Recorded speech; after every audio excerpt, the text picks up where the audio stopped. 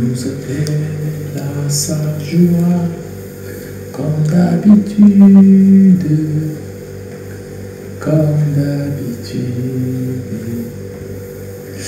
Chers amis, soyez les bienvenus. Nous sommes rassemblés pour notre catéchèse du samedi.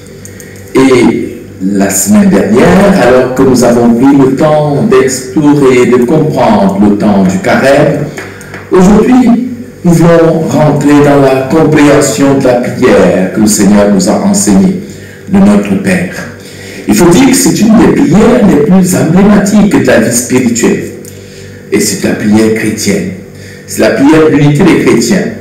C'est la prière par excellence, dit-on. Celle que Jésus lui-même nous a enseignée. Donc, comprendre cette prière vaut la peine. Et ne pas la dire de manière répétitive sans en connaître le sens, ni la foi qui y est intérieure. Et donc aujourd'hui, pour pouvoir comprendre notre Père, afin de nous le prier, je suis avec mes trois interlocuteurs de chaque samedi pour la catéchèse, à savoir Marielle, Teresa et Laurine. Bonsoir les filles. Bonsoir. Voilà, j'ai tellement l'habitude d'enregistrer cette catéchèse les soirées que finalement, même quand on est à la mi-journée, j'ose quand même dire bonsoir. Et ça ne fait pas problème. Je vous écoute donc. Parlons du Notre Père. Mon Père, d'où vient la prière du Notre Père? La prière de Notre Père vient des Écritures. Je le disais tout à l'heure, c'est la prière que Jésus nous a enseignée. En fait, un jour, Jésus était avec ses disciples. Et les disciples lui ont dit, Seigneur, apprends-nous à prier comme Jean-Baptiste a appris à prier à ses disciples. Il faut dire que Jean avait enseigné la prière, comment prier à ses disciples. Alors, quand ses disciples ont posé cette question, Jésus leur a donné, non pas une prière toute faite, mais le modèle même de la prière, même si c'est aujourd'hui le statut d'une bonne prière. Pourquoi je le dis? Parce qu'en fait, la structuration du Notre Père, de cette prière de Notre Père, permet d'en faire la prière par excellence. Le modèle de la prière qui est un acte de foi, mais qui est également la louange, louer Dieu et lui présenter notre humanité dans ce qu'elle peut attendre de lui. Si vous voulez voir Notre Père, d'où ça vient, vous me dites, allez, rendez-vous dans l'Évangile selon saint Matthieu, au chapitre 6, les versets 9 à 13. Mon Père, mais Dieu est Dieu, alors pourquoi est-ce qu'on l'appelle Père? Pourquoi appeler Dieu Père? En fait, cette prière nous fait prendre conscience de notre filiation, c'est la conscience filiale.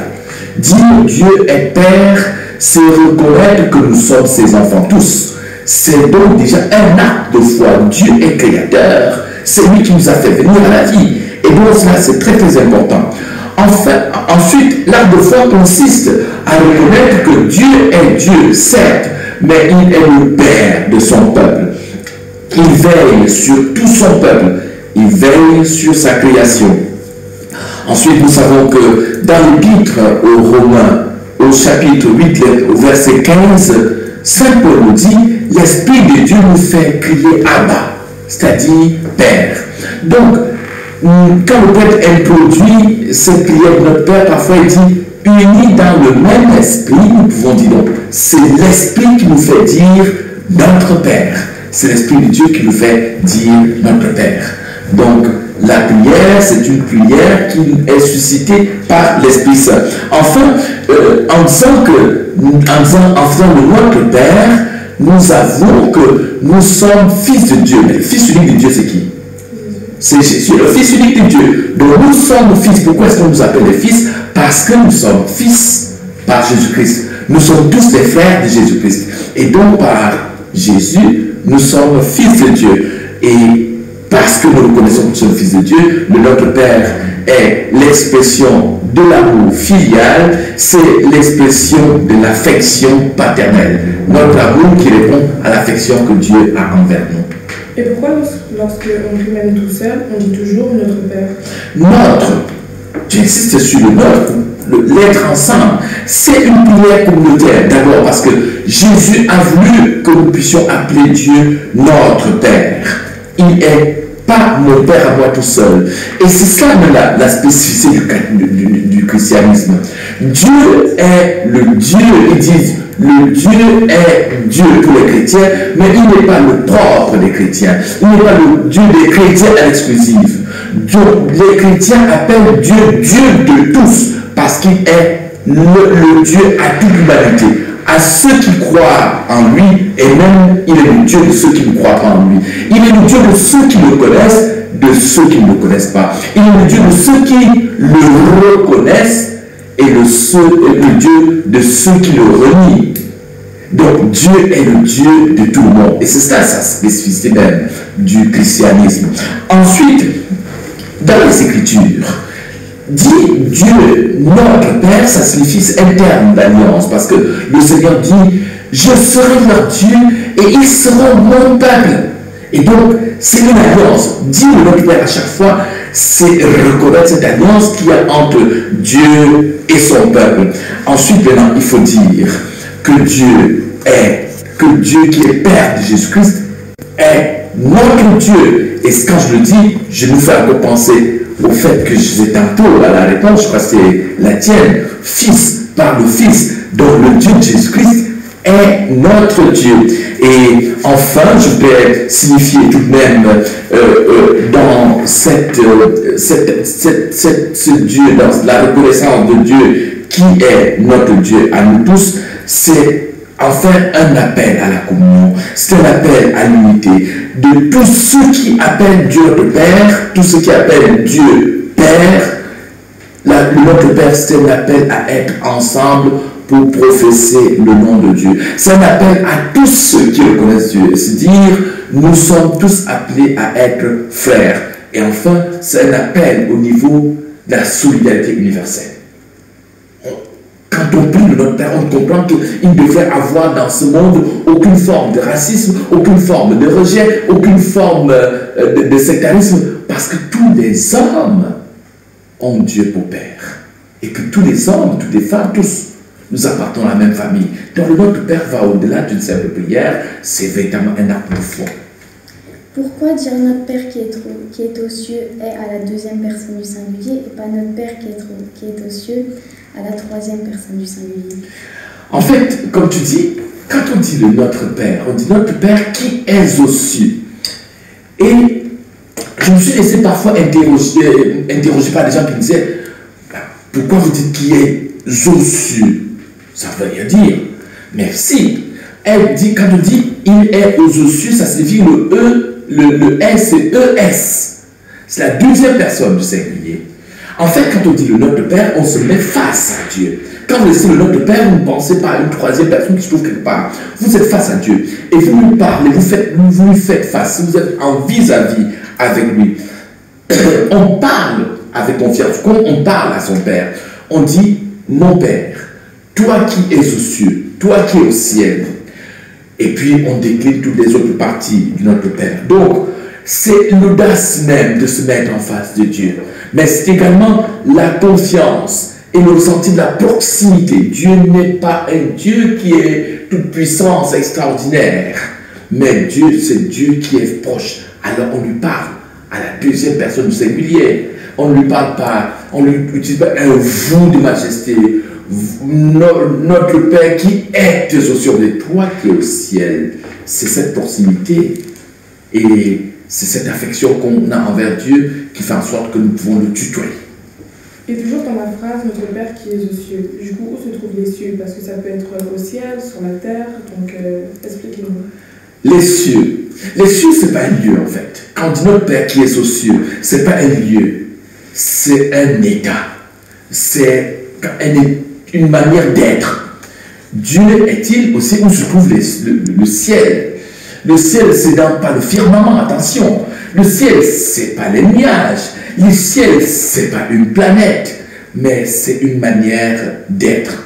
Et donc, il faut dire que quand on dit notre Père qui est aux cieux, ça signifie que Dieu est au-delà de tout. Il est immatériel, Dieu. Il est impalpable. Dieu ne tombe pas sur le coup de notre sensibilité humaine.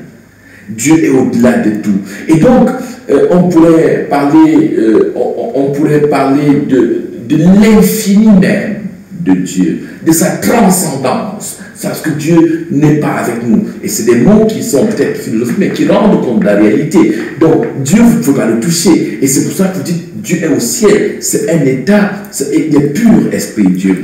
Et enfin, dire que notre Dieu est au ciel, c'est dire que nous sommes citoyens d'un monde qui n'est pas simplement celui-ci. Le royaume de Dieu, ça pose la question du royaume de Dieu. Nous sommes citoyens de ce royaume-là qui n'est pas de ce monde, comme disait le Christ quand il parlait à Pilate. Donc, comment est-ce qu'on peut bien comprendre cette prière? Comprendre la prière de notre Père. Pour bien comprendre cette prière, je vais te dire simplement que le Notre Père a deux parties.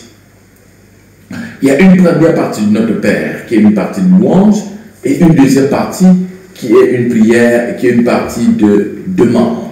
Voilà, c'est souvent comme ça qu'il faut comprendre. Une première partie où on loue Dieu, la seconde on lui formule des demandes. Mais plus exactement, quand je demande, il faut que je vous dise très bien. En fait, que ce soit la partie de la louange ou que ce soit la partie de la demande, tout cela sont un ensemble de demandes. Demandes formulées envers Dieu et demande formulée pour le bien de l'homme. Et en fait, je dois dire que le Notre Père est un ensemble de 7 demandes. Je n'ai pas très bien compris cette partie. Expliquez-nous davantage. Oui. Donc, les 3 premières demandes de Notre Père concernent la réalisation, ça concerne la réalisation même de la gloire de Dieu. Que Dieu puisse être glorifié. Cette première partie concerne le vœu de Laurent, de celui qui prie, de voir en sorte que Dieu puisse être Dieu pour tous et que son règne puisse s'étendre. Quant à la deuxième partie, elle concerne l'homme, le bien de l'homme pour pouvoir contribuer à faire rayonner la gloire de Dieu qui est demandée dans la première partie. Eh bien, Dieu, tu es Dieu, il faut que ta gloire advienne. Et pour que ta gloire puisse advenir, j'ai besoin de tes éléments pour y contribuer moi-même. Donc voilà notre Père. Une partie qui s'adresse à Dieu et une partie qui s'adresse bel et bien, qui s'adresse à la gloire de Dieu, et à l'homme pour contribuer à la gloire de Dieu. Et donc, voilà, voilà, à peu près expliquer, je ne sais pas si je dois encore aller plus loin, mais comme vous voulez bien qu'on puisse avoir une deuxième partie où on puisse rentrer de fond en comble dans la compréhension de notre Père, je ne puis que m'arrêter à ce niveau d'explication. Mais on devrait penser à chaque demande en priant. Oui, penser à chaque demande en priant, oui. Il faut dire, si vous lisez quelques versets du Sermon sur la montagne avant le Notre Père, c'est toujours le chapitre 6 de Matthieu, mais ça commence dans le chapitre 5. Vous allez voir, le Seigneur dit, quand vous priez, ne rabâchez pas comme les païens qui se disent à forte parole. Donc, il ne s'agit pas, ce n'est pas une prière routinière de notre Père. Il faut prendre conscience parce que chaque demande de notre Père vaut son pesant d'or. Il faut prendre le temps de prier calmement, prier consciemment. Il faut faire ciel les paroles que le Christ nous a données. Parce que ces paroles, il ne les donne pas pour que nous puissions les répéter comme des oiseaux, comme des perroquets, pour que nous puissions les porter. Ces paroles deviennent nos paroles pour pouvoir nous adresser à Dieu notre Père. Donc, il faut prier enfin avec foi. Je vous disais tout à l'heure que notre Père, c'est un acte de foi, c'est un credo, comme disait Jean-Jacques quand nous parlions de notre Père. Donc, c'est un acte de foi, il nous disait cela. Donc, en fait, il faut prier avec foi.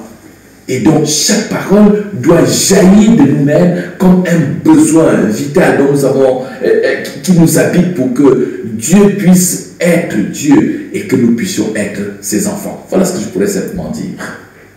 Bon, on va mettre un terme à cette première partie de notre Père. Je vous donne rendez-vous pour la seconde partie dans laquelle nous allons explorer plus en profondeur les demandes qui sont faites dans notre Père afin que ça contribue Est-ce qu'elle me pose la question, cela contribue à pouvoir mieux porter cette prière comme l'expression même de ce qui nous habite au profond de nous-mêmes et que nous présentons au Seigneur. Je vous souhaite je vous donne donc rendez-vous dans quelques minutes. En tout cas, ça dépend de l'heure à laquelle vous allez suivre cette vidéo. Prenez soin de vous et à tantôt.